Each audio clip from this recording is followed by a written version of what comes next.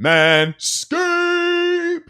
You know, we like our friends over at Manscaped. They always keep us slim, trim, and always ready to blast off, aka take off, because we are galaxy travelers. Yes, we are. But ladies and gentlemen, this show, like a lot of our shows, are brought to you by Manscaped, the leaders in below the waistline grooming. They specialize in keeping those delicate twins smooth, gentle, and friendly. User friendly, right? That's a nice way to put it. User friendly. And we also know it's still summertime. And during the summer, we got the hot guy summer. And more importantly, the performance package for those hot guys, which we're actually going to be giving two of those away in a little bit on this show. But that being said, yeah, you know how we cook it up, baby. You know, we got stuff for you now. But going back to that performance package 4.0, you know what's included in that thing. The Lawnmower 4.0 with the little like binking.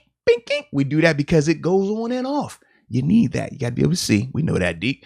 But then also you got the Weed Whacker, you got the Ball Reviver, you got the Crop Refresher. I mean, it's all type of goodies in that bag, and you got the travel kit, so that way you don't have to walk around with all this stuff. Look a little cool. Gotta look a little cool, man. But as we always do, it would not be, we don't talk about anybody unless we got action for you, and this comes in the way of a promo code, ladies and gentlemen. Use the promo code MOATS, MOATS. You get 20% off your purchase along with free shipping worldwide at manscaped.com. It makes sense now, though, when we heard about CJ Henderson being available, and now you see Joe Schobert get traded for a late value pick. That's what it's looking like right now. Hopefully Urban isn't going the Chip Kelly route of, hey, it's more my scheme. I don't need these productive players. But either way, we are. At least he's doing it right off the bat. Right, he's doing it off the bat. He is. So, man, if y'all want to send CJ for a late round pick as well, we got some more late round. Just maybe. Yeah, because his contract's not going to be much. Rookie year deal. It's a year ago as well, right? It's a different regime. You know what? I'm getting a little bit more on this I'm just throwing it out there. Just hypothetical. They don't need James Washington, but could they use Ebron? We got another draft pick for you if you want. I'll throw another. Because who's their tight ends? Like, they have no one at tight end. No, they do got a tight end. They got a tight end. You talking about they got a tight end. You better put some respect on that tight end, bro. Let me look at this contract. Hey, CJ. Hey, big head. It can't be much. It can't be more than $5 million. Hey, Jacksonville. So look, I know we just sent y'all a late round conditional. What if we sent you a middle round? I think I was right on the point. Mm-hmm. Cap hits $4.6 million for this season. What gets it done? You said you want a middle round conditional? Huh? What you want? Come on, Urban Meyer. He's not even a part of your regime. He's a Doug Marrone guy. You don't want to win with Doug's guys, because then you'll be like Coach Tom and they'll say you only won because you had Bill Cowher's guys, right? So you don't want to be like that, Urban. No. Go ahead, ship CJ up here, man. Go ahead, send that dude this way. You don't want to keep him, man.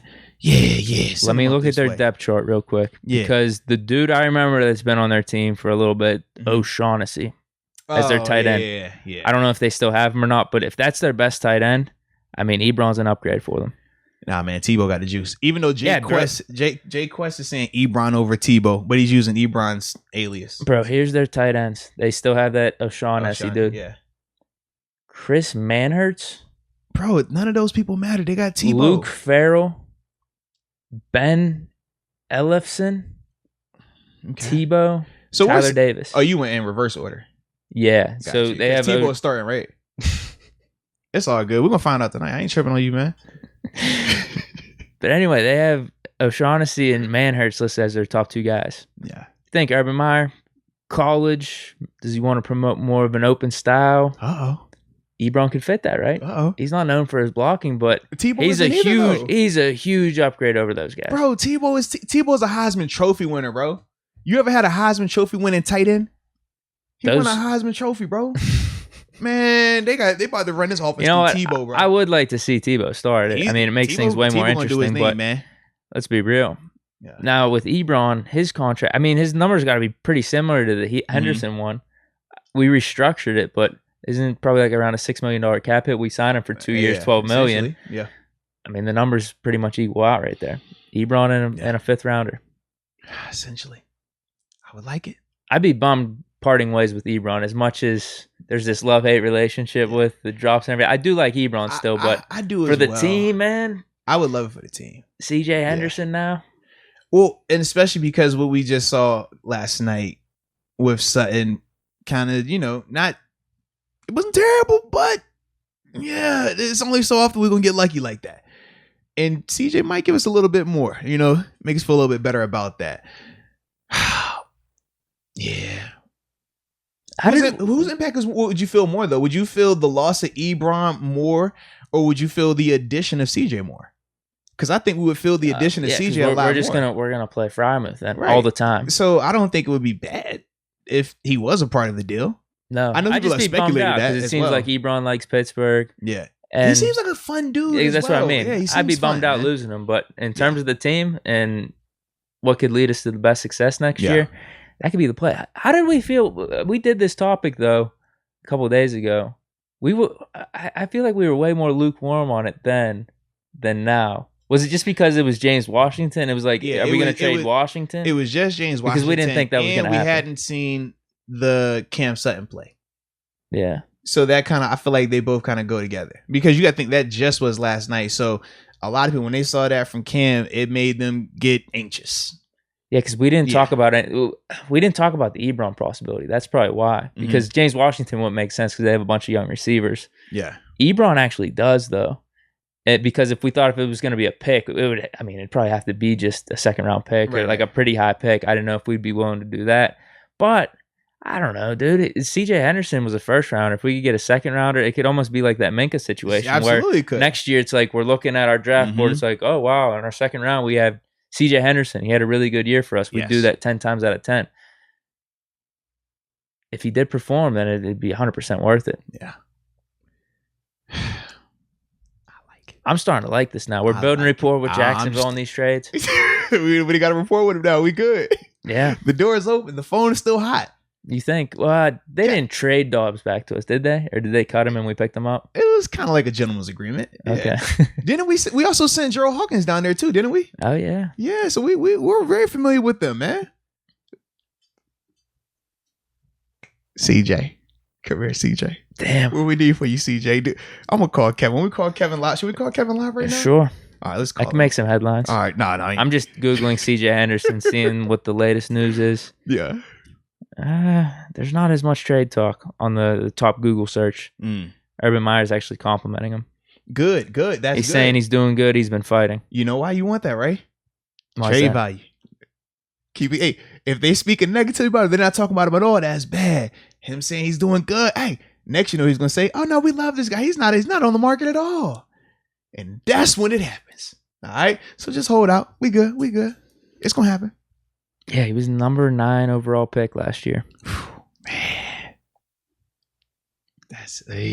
I like it, dude. Is it just Urban Meyer and he's not one of his guys then?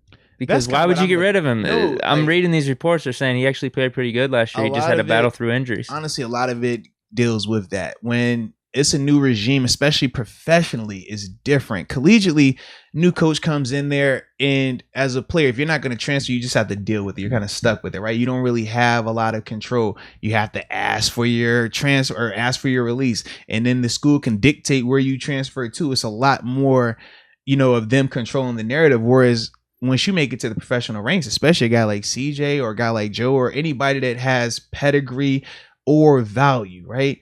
The players have a lot more say so, especially in today's NFL, where if somebody came in and they just didn't click with them, there are multiple ways to go about facilitating a trade, release, or whatever you want to do.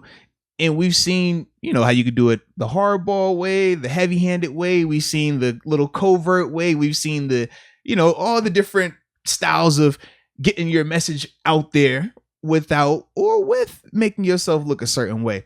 So that could easily be the case with CJ and once again with Urban Meyer. Urban is a very successful coach. You think he goes into place and he's not confident? Nah. Urban changes cultures. Urban went down. He was in Utah and won. He went to Florida and won. He went to Ohio State and won. Like, he builds back programs. So in the middle of building back a program, though, you're going to have to make some people uncomfortable. You're going to do some things that are going to ruffle some feathers. And it just depends on how the guys are going to react to that. And that can be dictated on where they're at in their contract, where they're at in their playing career. I remember when Doug Marrone came into Buffalo, a lot of us felt a type of way with him. But that was going into your 4th year? Yeah, it was going into my 4th year. Now, the difference between me and some of the other guys that were already paid on the team was they had more money. They were already into their second contracts. And those guys, I remember we would be in the locker room and they would voice their displeasure with Doug publicly because they had that ability. They had all that built up already. Whereas for me, I had things I didn't like, but I wasn't in a position at that time. Now, if you fast forward and this was 17 or 18, it's a different conversation because now I've got the money. I've already had the career and I'm not going to put up with some of that stuff. But when you're younger and you don't have that first round moniker, stuff like that, yeah, you definitely feel that, man, for a fact. So with CJ, with Joe, and anybody else that does get moved that wasn't a part of Urban's initial, draft or free agency class, that can be a part of it. Okay, gotcha. Yeah.